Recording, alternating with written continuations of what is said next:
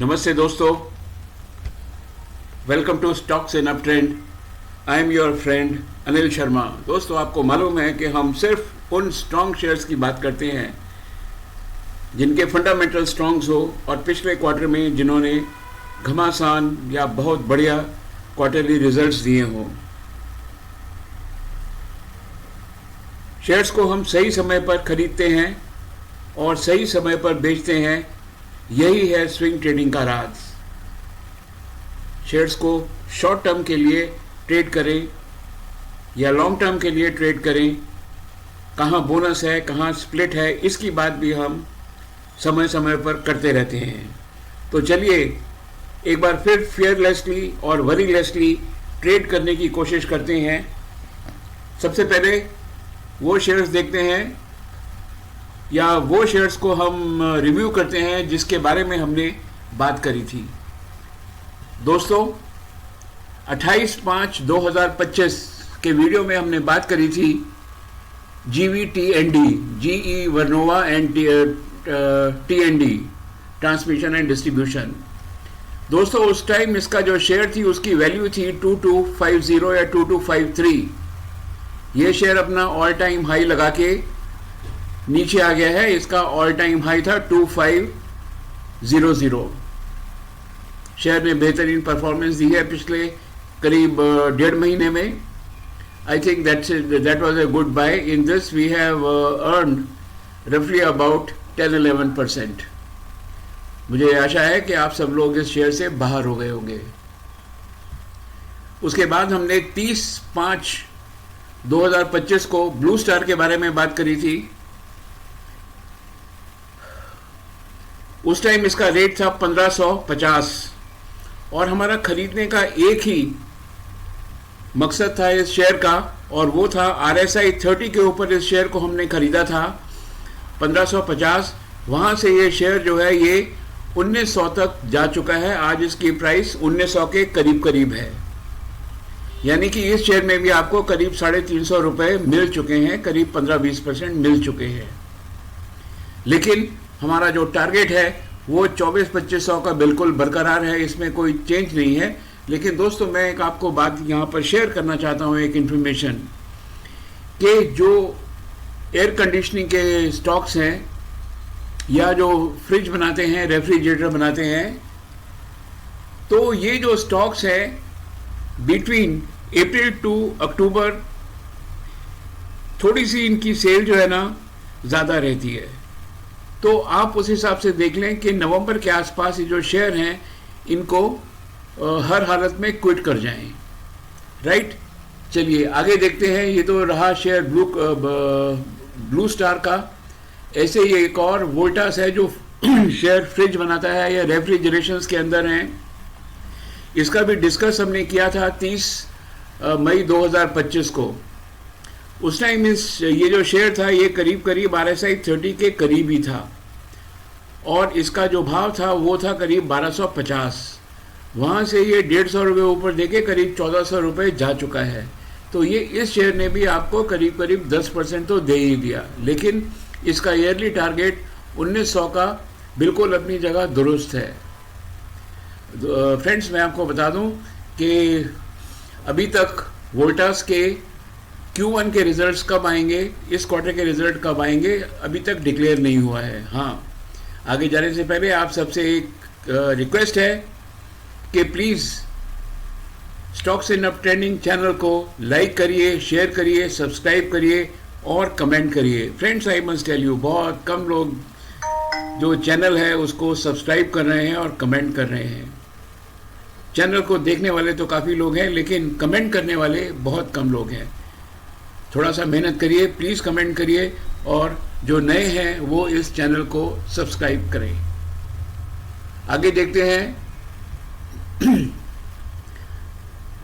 शोभा developers reality की company है। इसका हमने बात करी थी करीब 1 महीना पहले ऑन 4 जून 2025। उस टाइम इसका रेट था 1500 रुपये।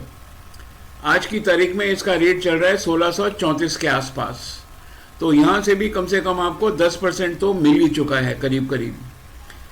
मेरा ऐसा अंदाज़ा है कि जब तक इसके रिजल्ट्स आएंगे, रिजल्ट्स अभी डिक्लेयर नहीं हुए, Q1 के कब रिजल्ट्स आएंगे, तब तक ये जो शेयर है शायद यहाँ से एक कम से कम स्टेप जो है वो और ऊपर चला जाएगा। और मुझे लगता है कि जो शेयर है करीब करीब, जस्ट लेट मी,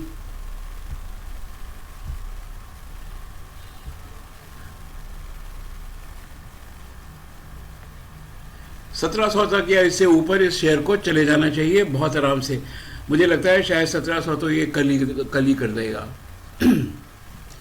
ये जो शेयर है, हम इन सब का रिव्यू ले रहे हैं कि जो हमने किया था पिछले 1-1.5 महीने में, उन शेयर्स का क्या हुआ। मुथूट फाइनेंस हमने 2500 के अंदर बात करी थी, एग्जैक्टली करीब करीब 1 महीना पहले। वहाँ से जो शेयर है ये ऑल टाइम हाई 2700 तो इसने लगा दिया था। उसके बाद ये शेयर थोड़ा सा नीचे आया है। मुझे लगता है जब तक इसके रिजल्ट्स आएंगे तब तक ये शेयर 2800-2900 तक जा चुका चला जाएगा। अभी इसके Q1 के रिजल्ट्स की डेट डिक्लेयर नहीं हुई है। ब्रोकर्स का बहुत फेवरेट स्टॉक है। आप भी देखिए कि स्टॉक के अंदर बाई करना है या नहीं करना है, और you want to watch, just ask your broker और द फाइनेंशियल एडवाइज़र।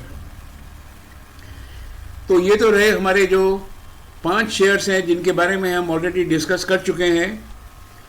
जो भी ये शेयर्स हैं मैंने सब के ऊपर ट्रेड किया है और मुझे सब के अंदर फ़ायदा ही हुआ है।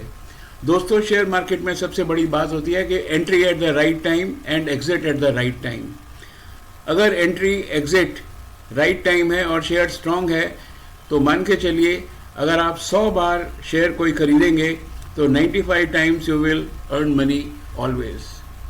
चलिए अब एक न्यूज़ देख लेते हैं बोनस की। पतंजलि की जो नेक्स्ट बोर्ड मीटिंग है, थोड़ा सा नीचे कर देता हूँ, वो 17 जुलाई को है। यानी कि today actually is 15th of July, 16th, 17th। ये जो शेयर है ये 2-3 दिन से ये ऊपर जा रहा है और मुझे लगता है कि अब कोई टाइम नहीं है इसको खरीदने का। मुझे ऐसा लगता है, चॉइस इज़ योर्स। क्यों मैं ऐसे कह रहा हूँ कि मेरे को ये खरीदने का पतंजलि के अंदर टाइम नहीं है दोस्तों? उसका रीज़न है कि जो शेयर है ना, ये एक बहुत लंबे टाइम तक कंसोलिडेशन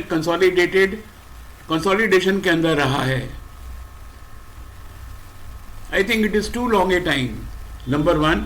और अगर आप सही मानों में देखें तो इसकी जो रेजिस्टेंस है वो 1900 के आसपास या थोड़ी सी इससे मैं नीचे करूं, यहाँ पर इसकी जो रेजिस्टेंस है रफली अबाउट 1875। इसको थोड़ा सा मैं एक्सटेंड कर देता हूँ यहाँ पे तो ज़्यादा मीनिंगफुल हो जाएगा। 1875 के आसपास इसकी रेजिस्टेंस है।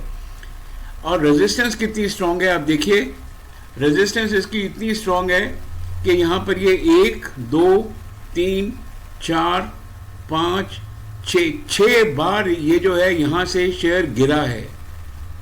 मुझे नहीं लगता है कि शेयर किसी भी कीमत पे 1850 को क्रॉस करेगा। फिलहाल डिसीजन आपका है, मैंने तो इसको वॉच लिस्ट में रखा हुआ है। डिसीजन आपका है कि आपको ये शेयर लेना है कि नहीं। ख्याल रहे कि ये शेयर 1800 के आसपास तकलीफ दे सकता है, और एक बार अगर ये शेयर